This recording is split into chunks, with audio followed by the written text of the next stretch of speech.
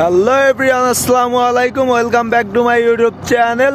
এই মুহূর্তে আমরা চলে আসছি বুড়িগঙ্গা ঐতিহ্যবাহী নদীর বুক ছিঁড়ে চলে যাচ্ছি কেরানীগঞ্জের দিকে, সেই শ্যামবাজার থেকে, সেই ঐতিহ্যবাহী শ্যামবাজার।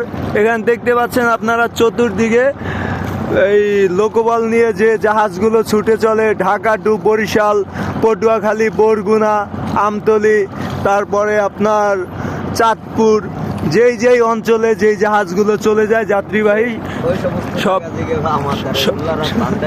এই যে আমার ভাই বলতেছে বগা, পটুয়াখালী, আমতলী, বরগুনা, এই সব জায়গাতেই যাত্রীবাহী লঞ্চ চলে যায়।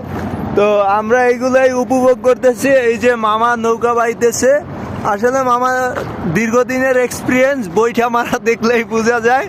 তো এই দিকটাতে আপনারা দেখতে পাচ্ছেন ওই যে দূর দিয়ে বয়ে যাচ্ছে বুড়িগঙ্গা নদীর বুক ছিঁড়ে বাউবাজার সেতু, বাউবাজার ব্রিজ।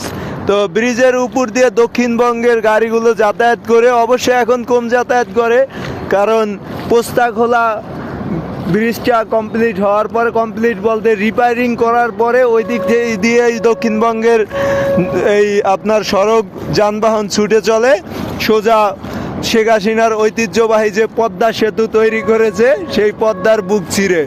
সো আমরা যাচ্ছি এখন। আপনারা আশপাশে যারা আছেন বুড়িগঙ্গা কেরানীগঞ্জের, তারা আসতে পারেন, উপভোগ করতে পারেন। বিকাল টাইমটা ভালোই লাগে নদীর মধ্যে।